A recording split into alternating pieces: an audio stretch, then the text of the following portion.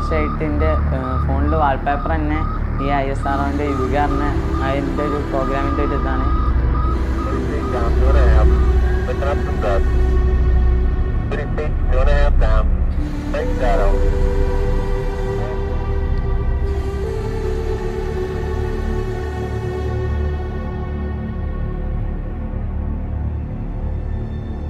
ഞാനിപ്പോൾ ഉള്ളത് നമ്മുടെ ISRO യുവിക പ്രോഗ്രാമിൽ ക്വാളിഫൈ ചെയ്തിട്ടുള്ള എക്സാം ബൈ ലേണിങ്ങിലെ ഫസിലിൻ്റെ വീട്ടിലാണ്. അപ്പോൾ നമ്മൾ ഓരോരോ സ്റ്റുഡൻസിൻ്റെ വീടുകൾ സന്ദർശിച്ചിട്ട് അവരുടെ എക്സ്പീരിയൻസും കാര്യങ്ങളും അവരുടെ ജേണിയൊക്കെ എക്സ്പ്ലോർ ചെയ്തുകൊണ്ടിരിക്കുകയാണ്. ഓൾറെഡി ഈ വർഷം ഇപ്പോൾ 4 സ്റ്റുഡൻസ് നമ്മുടെ എക്സാം ബൈ ലേണിങ്ങിൻ്റെ കമ്മ്യൂണിറ്റിയിൽ നിന്ന് ഈ ഒരു പ്രോഗ്രാമിലോട്ട് ISRO കണ്ടക്ട് ചെയ്യുന്ന വളരെ എക്സ്ക്ലൂസീവ് ആയിട്ടുള്ള യുവിക ക്യാമ്പിലോട്ട് സെലക്ഷൻ കിട്ടിയിട്ടുണ്ട്. അപ്പോൾ ഇവിടെ ഫസിലിൻ്റെ വിശേഷങ്ങളാണ് നമ്മൾ അറിയാൻ പോകുന്നത്. So let's see.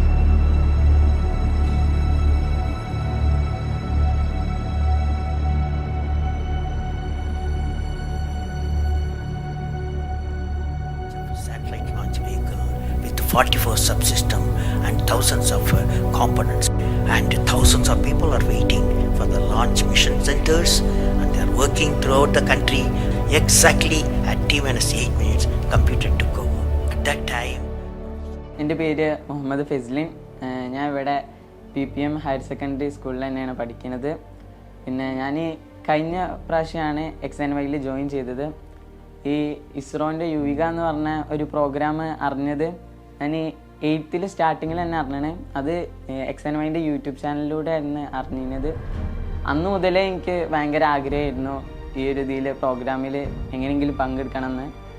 അപ്പം അന്ന് മുതലേ ഞാൻ അങ്ങനെ പറയുകയാണെങ്കിൽ ഞാൻ അത്രത്തോളം ഇതിനു വേണ്ടി അത്രയും ആഗ്രഹിച്ചിരുന്നു. ഒന്ന് NMOSും അതുപോലെ ഈ യുവിക പറഞ്ഞ പ്രോഗ്രാം എൻ്റെ മനസ്സിലുണ്ടായിന്. ഹൈസ്കൂളിൽ എങ്ങനെയെങ്കിലും നേടണം എന്നുള്ളത്. NTSC എന്തായാലും ഒഴിവാക്കിയോണ്ട് അതിലേക്ക് ഇനി പോകാൻ പറ്റില്ല എന്നുള്ളതുകൊണ്ട് തന്നെ യുവിക ആയിരുന്നു ഒരു ഫ്ലാഗ്ഷിപ്പ് പ്രോഗ്രാം ആയതുകൊണ്ട് തന്നെ എനിക്ക് ഭയങ്കര ഒരു ആഗ്രഹം ഉണ്ടായിരുന്നു അതിലെത്തിച്ചേരണം എന്നുള്ളത്.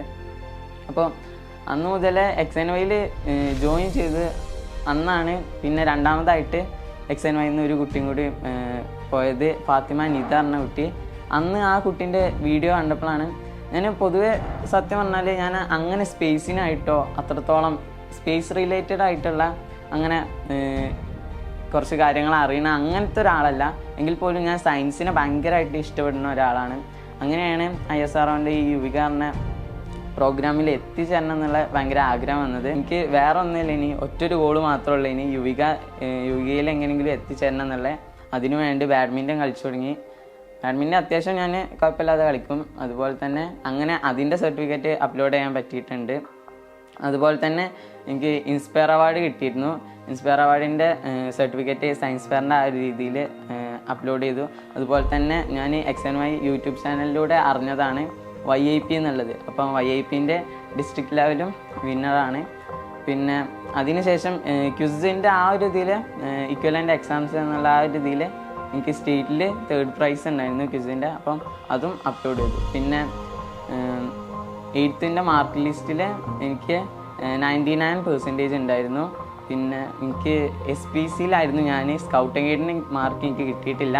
അപ്പം ചെറിയൊരു പേടി ഉണ്ടായിരുന്നു ഈ ഒരു ISRO യുവിക പ്രോഗ്രാം കിട്ടുമെന്ന് ഞാൻ ഒരിക്കലും പ്രതീക്ഷിച്ചിട്ടില്ല. അപ്പോൾ അന്ന് റിസൾട്ട് വരുന്ന അന്ന് ഞാൻ ലാസ്റ്റ് ഡേറ്റിലാണ് ഞാനിത് കൊടുത്തത്. കാരണം അന്ന് വരെ ഞാൻ ഓരോന്നായിട്ട് റെഡിയാക്കുന്നുണ്ടെങ്കിലും എക്സാമിൻ്റെ ആ ഒരു ടൈം ആയതുകൊണ്ട് കുറച്ചൊരു ലാഗ് ഉണ്ടായിരുന്നു. എന്നിട്ട് ലാസ്റ്റ് ഡേറ്റിൽ ഞാൻ അപ്ലോഡ് ചെയ്തു ഒക്കെ കഴിഞ്ഞിട്ട് ഏകദേശം ഒരു 1.5 കൊല്ലമായിട്ട് ഇത് തന്നെയായിരുന്നു എൻ്റെ മനസ്സിൽ. അതിനു വേണ്ടിയായിരുന്നു ഞാൻ ഏകദേശം എല്ലാ ഇതിലും പ്രോഗ്രാമിലും കാരണങ്ങൾ എല്ലാത്തിനും അറ്റൻഡ് ചെയ്തത്. അപ്പോൾ അതുപോലെ തന്നെ എനിക്ക് അത് അച്ചീവ് ചെയ്യാൻ കഴിയും.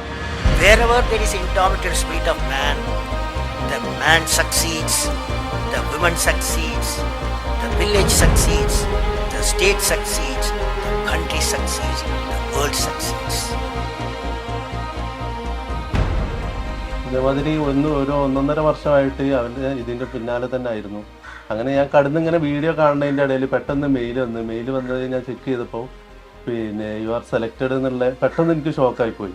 ഞാൻ അതിന് ശരിക്കും നോക്കി കണ്ടും കണ്ട് തെളിയുന്നില്ല. അപ്പോൾ നമ്മളിതിങ്ങനെ ആഗ്രഹിച്ചു, ഓൻ്റെ ആഗ്രഹം കണ്ടിട്ട് നമ്മൾ അതിലിങ്ങനെ ഇതായിട്ട് നിൽക്കണമല്ലോ. അങ്ങനെ ഏതായാലും ഞാൻ ശരിക്കും നോക്കി. അപ്പം ശരി തന്നെ അവനോട് പറയണം എന്നുണ്ടെങ്കിൽ പിന്നെ അവനോട് പറഞ്ഞിട്ട് പിന്നെ അതല്ലാന്നുണ്ടെങ്കിൽ ഒരു ഇതല്ലേ. അങ്ങനെ പെട്ടെന്ന് ഞാൻ ഓടിപ്പോയാണ്ട് ഓനോട് പറഞ്ഞു. അപ്പോൾ പെട്ടെന്ന് ഓനും ഷോക്കായി. അത് ഭയങ്കര സന്തോഷമായി പോയി. ഇത്രത്തോളം കേരളത്തിൽ യുവിക പോപ്പുലറൈസ് ചെയ്തതിൽ എക്സാം വൈക്ക് നല്ലൊരു റോളുണ്ട്. അപ്പോൾ തന്നെ NMMS പോലെയുള്ള സ്കോളർഷിപ്പ് എക്സാം നേടാൻ കഴിഞ്ഞു. അതും എക്സാം വൈ നന്നായിട്ട് ഹെൽപ്പ് ചെയ്തിട്ടുണ്ട്.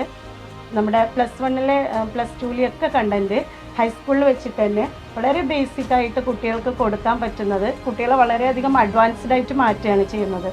അതുകൊണ്ട് തന്നെ നമ്മൾ ഓരോ വീഡിയോ ക്ലാസ് കഴിഞ്ഞതിന് ശേഷമുള്ള എക്സാമും ഈ നെഗറ്റീവ് മാർക്ക് അടങ്ങിയിട്ടുള്ള ഒബ്ജക്റ്റീവ് ക്വസ്റ്റ്യൻസ് കുട്ടികളെ നീറ്റ് JEE പോലെയുള്ള എൻട്രൻസ് എക്സാമുകൾ ക്രാക്ക് ചെയ്യുന്നതിന് വളരെയധികം ഹെൽപ്ഫുള്ളാണ്. ഞാൻ ഈ ഒരു സന്തോഷ നിമിഷം ഞങ്ങൾ എക്സാം വൈനെ കൂടെ അതിലേക്ക് ഉൾപ്പെടുത്തുന്നു. സോ ഫസ്ലിൻ, എനിക്ക് ഫസ്റ്റ് ചോദിക്കാനുള്ളത് ആ ലിസ്റ്റ് കണ്ടപ്പോൾ എന്ത് തോന്നി എന്നതാണ്. അതിങ്ങനെ പേരിങ്ങനെ താഴോട്ട് പോകുമ്പോൾ സത്യം പറഞ്ഞാൽ ഞാൻ ലിസ്റ്റ് കുറേ പ്രാവശ്യം നോക്കിനു. ഫസ്റ്റ്ലി ഞാൻ ഈ ലിസ്റ്റല്ല കണ്ടത്. ഞാൻ കുറേ തവണ രാവിലെ മുതൽ സത്യം പറഞ്ഞാൽ അത്താഴത്തിന് എണീച്ചത് മുതൽ നോമ്പാണല്ലോ, അപ്പം അത് മുതൽ ചെക്ക് ചെയ്തുകൊണ്ടിരിക്കുകയാണ്.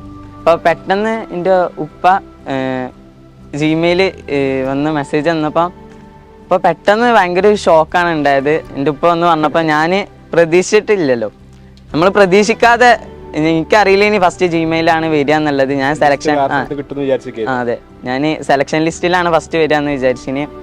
അപ്പോൾ പെട്ടെന്ന് മെയിൽ വന്നപ്പം ഞാൻ സെലക്ട് ആയി എന്ന് പറഞ്ഞപ്പം വളരെ ഒരു ഷോക്കാണ്. ഫസ്റ്റ് തന്നെ ഒരു ഷോക്കാണ്, സന്തോഷത്തിലേക്കാണ് വന്നത്. കാരണം ഞാൻ അത്രത്തോളം ഇതിൻ്റെ ജേണി എന്ന് പറഞ്ഞാൽ ഞാൻ അത്രയും ഇത് കിട്ടണം എന്ന് ആഗ്രഹിച്ചിരുന്നു.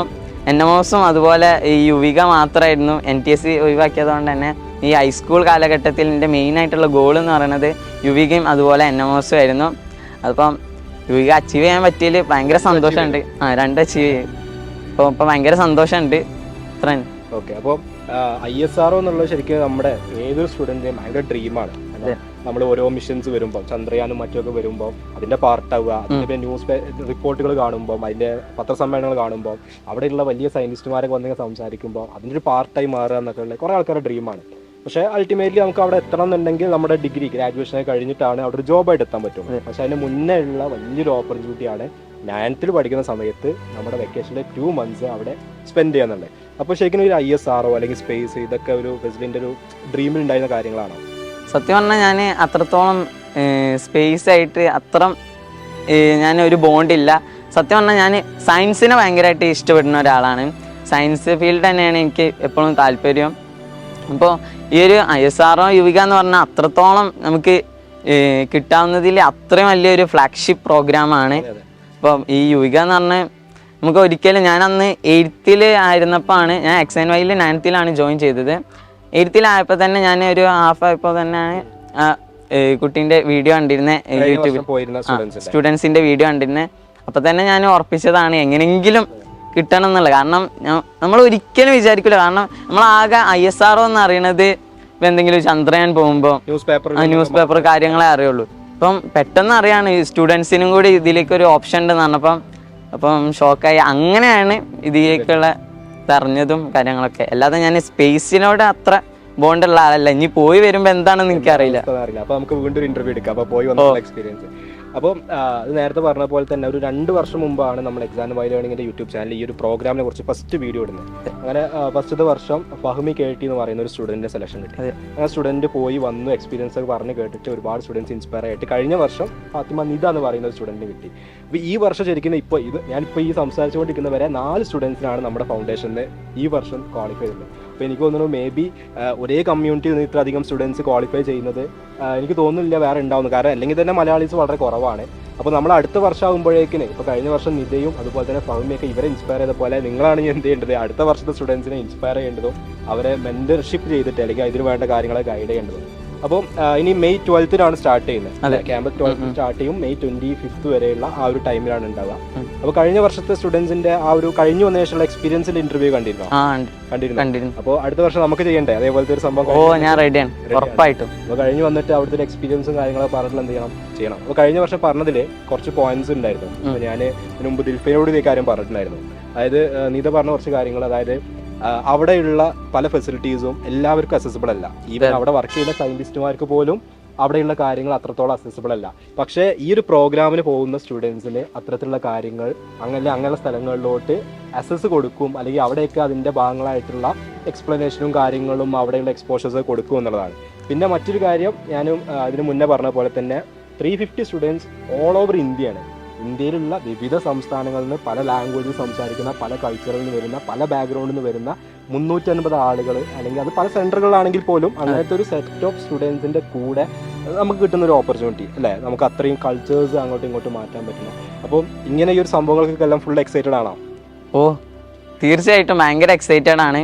ഇനി ഇപ്പം തന്നെ ഇത്ര ഷോക്കിലാണ്. ഇനി ഞാൻ ഓവർ എക്സ്പെക്റ്റ് ചെയ്താലും എനിക്ക് ഉറപ്പാണ് നമ്മൾ വിചാരിക്കണ പോലെ ഒന്നും അല്ലായിരിക്കും അവിടെ എന്ന് പറഞ്ഞാൽ. ഞാൻ ഇതുവരെ കേട്ട് വെച്ച് നോക്കുമ്പം അത്രത്തോളം ഫ്ലാഗ്ഷിപ്പ് തന്നെ ആ ഒരു വേർഡ് തന്നെ എനിക്ക് കിട്ടണുള്ളൂ. അത്രയും വലിയൊരു പ്രോഗ്രാമാണ്. ഇതിന് കുറേ വീഡിയോസും കാര്യങ്ങളൊക്കെ ഇപ്പോൾ ലാസ്റ്റായിട്ട് എക്സാമിൻ്റെ ഇടയിലൊക്കെ തന്നെ പരിപാടി നിതൻ്റെ ആണെങ്കിലും ഫഹ്മീൻ്റെ ആണെങ്കിലും 2 വട്ടമൊക്കെ ആ ഒരു വീഡിയോ തന്നെ എന്താണ് ഓരോ മൈന്യൂട്ടായിട്ടുള്ള കാര്യങ്ങളും വീണ്ടും വീണ്ടും കണ്ട് അങ്ങനെ ഇതിക്കൊരു വരണം എന്നുള്ള ഭയങ്കര ഒരു ആഗ്രഹം എന്തോ ഉള്ളിലുണ്ടായിരുന്നു. അതെ അതെ. ഓക്കെ, അപ്പോൾ ഇനി നമുക്ക് ഇതിന് ഒരുപാട് കാര്യങ്ങൾ ഇതിലോട്ട് എൻട്രി കിട്ടാൻ വേണ്ടി നമ്മൾ ചെയ്യുന്നുണ്ട്. അപ്പോൾ നമ്മൾ തന്നെ ഓൾറെഡി അതിൻ്റെ വീഡിയോസും വെബിനാറൊക്കെ ചെയ്തിട്ടുണ്ട്. അതിൽ 50% വെയിറ്റേജ് ഉള്ളത് 8th മാർക്കിനാണ്. പിന്നെ ഉള്ളത് നേരത്തെ ഓൾറെഡി നമ്മൾ പല സ്ഥലങ്ങളും കേട്ടിട്ടുള്ള പോലെ തന്നെ പല ആക്ടിവിറ്റീസും പല സർട്ടിഫിക്കറ്റുകൾ, ഒളിമ്പിയാഡ് പോലുള്ള എക്സാമുകൾ, മറ്റ് കോമ്പറ്റീറ്റീവ് എക്സാമുകൾ, അല്ലെങ്കിൽ നമ്മളൊരു സ്റ്റേറ്റ് ലെവലോ ഡിസ്ട്രിക്ട് ലെവലൊക്കെ എന്തെങ്കിലും കോമ്പറ്റീഷൻസ് ഉണ്ടെങ്കിൽ അതിനൊക്കെയാണ്. പക്ഷേ സ്റ്റിൽ ഒരു 50% അക്കാഡമിക് പെർഫോമൻസ് തന്നെയാണ്. അപ്പോൾ ഇതിലുള്ള ഏറ്റവും വലിയൊരു അട്രാക്ഷൻ എന്താ വെച്ചാൽ അക്കാഡമിക്സും അതുപോലെ തന്നെ മറ്റ് ആക്ടിവിറ്റീസും രണ്ടിനും ഈക്വൽ വെയിറ്റേജ് കൊടുത്തിട്ട് തന്നെ അങ്ങനെ ഇതിനോട് അത്രയും ഇൻട്രസ്റ്റഡ് ആയിട്ടുള്ള ബെസ്റ്റ് സ്റ്റുഡൻസിനെ കണ്ടെത്തുക എന്നുള്ളതാണ്. അപ്പോൾ 8th മാർക്ക് ശരിക്കും ഇതിനൊരു മാനദണ്ഡമാണ് അല്ലെ 50%. അപ്പോൾ അതുകൊണ്ട് തന്നെ 8th പഠിക്കാൻ അതിൻ്റെ ഒരു ആവേശം ഉണ്ടാവില്ലേ? 8th ലാസ്റ്റ് എക്സാം ആയപ്പോൾ തന്നെ ഞാൻ ഇതിക്ക് എങ്ങനെയെങ്കിലും വരണം എന്ന് വിചാരിച്ചിട്ട് കുറേ നല്ല മാർക്ക് ഉണ്ടാവാൻ വേണ്ടി കുറേ ട്രൈ ചെയ്തിരുന്നു. പക്ഷേ എനിക്ക് ലാംഗ്വേജിൽ അപ്പോൾ എനിക്ക് A+ പോയി. പക്ഷേ എനിക്ക് 99% ഉണ്ടായിരുന്നു. പക്ഷെ അതിൽ മാത്രമേ എനിക്ക് മാർക്ക് കുറഞ്ഞിട്ടുള്ളൂ. അതിന് നല്ലൊരു ഇമ്പാക്ട് ഉണ്ടാവും. അത്രയും പെർസെൻറ്റേജ് ഉണ്ടെങ്കിൽ തന്നെ 50% അത് കൺസിഡർ ചെയ്യുന്നതുകൊണ്ട് തന്നെ അതൊരു മേജർ സംഭവമായിട്ടാണ് വരിക. ഇനി നമ്മൾ കഴിഞ്ഞൊരു വർഷം മുഴുവൻ ഇപ്പോൾ നമ്മൾ എക്സാം വൈൻ്റെ ക്ലാസ്സുകളിൽ നമ്മുടെ ഒരു കോഴ്സിൻ്റെ ഭാഗമായിട്ടുണ്ട്. അപ്പം ഈ ഒരു ജേർണിയിൽ ശരിക്കും അത് എത്രമാത്രം ഫെസ്ലിനെ ഹെൽപ്പ് ചെയ്തിട്ടുണ്ട്?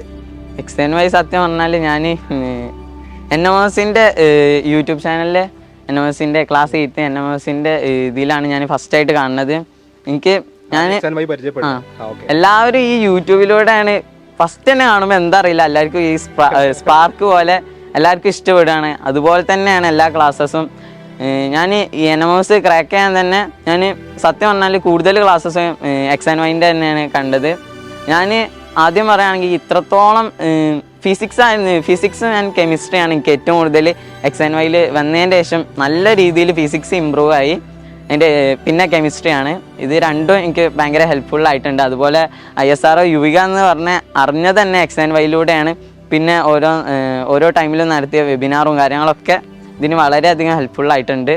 ഓക്കെ, അപ്പോൾ നമ്മുടെ മെൻറ്റേഴ്സ് ഇപ്പോൾ നമുക്ക് എല്ലാ സ്റ്റുഡൻസിനും നമുക്ക് പേഴ്സണൽ മെൻറ്റേഴ്സ് ഉണ്ട്. അപ്പോൾ സ്വാഭാവികമായിട്ട് നമ്മൾ ഇടയ്ക്കൊക്കെ നമ്മളൊന്ന് ഡിമോട്ടിവേറ്റഡ് ആയി പോകും അല്ലേ? നമ്മൾ കുറേ കാലം ഇരുന്ന് പഠിക്കുമ്പോൾ നമ്മൾ ഒരു ഹൈസ്കൂൾ സ്റ്റുഡൻ്റ് ആകുമ്പോൾ സ്വാഭാവികമായിട്ട് നമ്മൾ ഡിമോട്ടിവേറ്റഡ് ആവും. അപ്പോൾ അങ്ങനെ സമയത്ത് നമ്മളെ ഹെൽപ്പ് ചെയ്യാനാണ് മെൻറ്റേഴ്സ് ഉള്ളത്. ഒരു മെൻറ്റേഴ്സിൻ്റെ ഒരു ഇമ്പാക്ട് എത്രമാത്രം ഉണ്ടായോ? എൻ്റെ മെൻറ്റർ ഷെബീമ മിസ് ആയിരുന്നു. അപ്പോൾ സത്യം പറഞ്ഞാൽ ഞാൻ ഓരോ ടൈമിലും വേറെ ഓരോ ക്യാമ്പിനും കാര്യങ്ങളിലും ഞാൻ എല്ലാത്തിലും എൻഗേജഡ് ആയിട്ടുള്ള ഒരാളാണ്. അപ്പം സത്യം പറഞ്ഞാൽ എനിക്ക് ക്ലാസ് ഇങ്ങനെ ഓരോന്ന് കഴിയുമ്പോഴും ഷെബീമ മിസ് എപ്പോഴും വിളിക്കും. എന്നിട്ട് ഇങ്ങനെ പറയും, ഇന്നെ വിളിക്കും. എന്നിട്ട് പേരൻസിനെ എല്ലാവരും വിളിച്ചിട്ട് ജസ്റ്റ് ഒന്ന് ബൂസ്റ്റപ്പ് ചെയ്യും. എന്നിട്ട് ഞാൻ സത്യം പറഞ്ഞാൽ കൂടുതൽ ടൈമിൽ ഞാൻ സയൻസ് ഫെയർ ആയിക്കോട്ടെ, ആർട്സ് ആയിക്കോട്ടെ, ഇങ്ങനത്തെ ഓരോ കാര്യങ്ങളും, സ്പോർട്സിൽ ബാഡ്മിൻ്റൺ ആയിക്കോട്ടെ, എപ്പോഴും ക്യാമ്പിനും കാര്യങ്ങളും SPCൻ്റെ ക്യാമ്പ്, ഡിസ്ട്രിക്ട് ക്യാമ്പ്, ഇതിനെല്ലാത്തിനും ഉണ്ട്. അപ്പം ഇതിനൊക്കെ അതിൻ്റെ ശേഷം ഷെബീമ മിസ്സാണ് ഇത് വിളിച്ചിട്ടും എല്ലാം പറഞ്ഞു തരാനും കാര്യങ്ങളും ഡൗട്ടൊക്കെ മിസ് തന്നെ കൂടുതലും ക്ലിയർ ചെയ്യും. അല്ലാത്തുണ്ടെങ്കിൽ സർ അസീം സാറിനും കാര്യങ്ങളൊക്കെ അയച്ചു കൊടുത്തിട്ട് അങ്ങനെ മാക്സിമം മിസ് ഡൗട്ട് ക്ലിയറൻസും. അതുപോലെ തന്നെ മിസ് ഏറ്റവും കൂടുതൽ ഹെൽപ്ഫുള്ളാക്കിയത് എപ്പോൾ എന്നെ എക്സാം എഴുതാനും കാര്യങ്ങളൊക്കെ ആണെങ്കിലും എപ്പോഴും മോട്ടിവേറ്റ് ചെയ്യും. അതൊക്കെ തന്നെ. നമ്മൾ ട്രാക്കിൽ നിന്ന് മാറി പോകുന്നുണ്ടെങ്കിൽ ട്രാക്കിലെ വിട്ട് പിടിക്കുന്നുണ്ട്. അതെ അതെ അതെ. ഇപ്പം ഞങ്ങൾ വേറെ കോയിൻസിഡൻസും കൂടി ഉണ്ട്. ഞങ്ങൾ രണ്ടുപേരും പഠിക്കുന്നത് ഞാൻ പഠിച്ചു കഴിഞ്ഞതും ഫെസ്ലിൻ ഇപ്പോൾ പഠിച്ചുകൊണ്ടിരിക്കുന്നത് ഒരേ സ്കൂളിലാണ് അല്ലേ? നമ്മൾ PPMXS കൊട്ടിക്കര എന്ന് പറയുന്നത്. അപ്പോൾ സ്കൂളിൻ്റെ ഭാഗത്ത് നിന്ന് എനിക്കറിയാം പൊതുവെ സ്കൂളിൽ നിന്ന് ഭയങ്കര സപ്പോർട്ടാണ് ടീച്ചേഴ്സ്. എൻ്റെ ടീച്ചേഴ്സ് എന്ന് പറഞ്ഞാൽ എന്ത് കാര്യത്തിലും സപ്പോർട്ട് ചെയ്യുന്ന വളരെ നമുക്ക് എന്തിനും നമ്മുടെ കൂടെ നിൽക്കുന്ന ഒരുപാട് ടീച്ചേഴ്സ് ഉണ്ട്. അപ്പോൾ സ്കൂളിൻ്റെ ഭാഗത്തു നിന്നുള്ളൊരു സപ്പോർട്ടും കാര്യങ്ങളൊക്കെ എങ്ങനെ ഉണ്ടായിരുന്നു? സ്കൂളിൻ്റെ ഭാഗത്തു നിന്നുള്ള സപ്പോർട്ട് പറഞ്ഞാൽ ആദ്യമായിട്ടാണ് ഞങ്ങളെ സ്കൂളിൽ നിന്ന് PPM ഹയർ സെക്കൻഡറി സ്കൂൾ കുട്ടുവര ആദ്യമായിട്ടാണ് യുവികയിലോട്ട് വരുന്നത്. അപ്പോൾ സാറുമാരൊക്കെ പറഞ്ഞത് ഇത്തരത്തിലുള്ള അതിനു മുമ്പ് തന്നെ എക്സാം വൈയിൽ ചേർന്നിട്ട് 2 കുട്ടികൾ NTSC ക്രാക്ക് ചെയ്തിരുന്നു. അത് വലിയൊരു കാര്യമായിരുന്നു. അതുപോലെ ഇപ്പം ISRO യുവിക എന്നുള്ളത് ഇതുവരെ കിട്ടൂല എന്ന് വിചാരിച്ചിരിക്കുകയായിരുന്നു. അപ്പോൾ എനിക്ക് കിട്ടിയോണ്ട് ഞാൻ ഉറപ്പിച്ച് പറയാണ്, കുട്ടികളുടെ സ്കൂളിൽ നിന്ന് എത്ര കുട്ടികൾ ഇതിൽ സർട്ടിഫിക്കറ്റും കാര്യങ്ങളൊക്കെ അപ്ലോഡ് ചെയ്യുന്നു നല്ലൊരു ശതമാനം തന്നെ കുട്ടികളുടെ സ്കൂളിൽ നിന്ന് വരും. കാരണം അത്രത്തോളം ഇമ്പാക്റ്റ് ചെയ്യുന്നുണ്ട്. കുട്ടികളുടെ സ്കൂൾ എന്ന് പറഞ്ഞാൽ ടീച്ചേഴ്സും കാര്യങ്ങളൊക്കെ ഭയങ്കര സപ്പോർട്ടാണ്. എല്ലാ കാര്യത്തിലും ഭയങ്കര സപ്പോർട്ടാണ്. അക്കാഡമിക്സ് ആയാലും എല്ലാത്ത കാര്യത്തിലായാലും. അതായത് എനിക്ക് നന്നായിട്ട് അറിയാം, ഞാൻ അവിടെ പഠിച്ചതാണ്. ഞാൻ സയൻസ് ഫെയറിനൊക്കെ പോകുന്ന സമയത്ത് നമ്മളെക്കാളും കൂടുതൽ ഈ കാര്യങ്ങൾക്ക് നമ്മളെ സപ്പോർട്ട് ചെയ്യാൻ കൂടെ നമ്മളെക്കാളും ആവേശമാണ് എല്ലാ കാര്യങ്ങൾക്കും. അപ്പോൾ ഇനി എന്താണ് പ്രസിഡന്റ് ഒരു നെക്സ്റ്റ് പ്ലാന്? ഇനിയിപ്പോൾ നമ്മൾ 10th കഴിയും, അത് കഴിഞ്ഞിട്ട് എന്താണ് വാട്ട് നെക്സ്റ്റ്?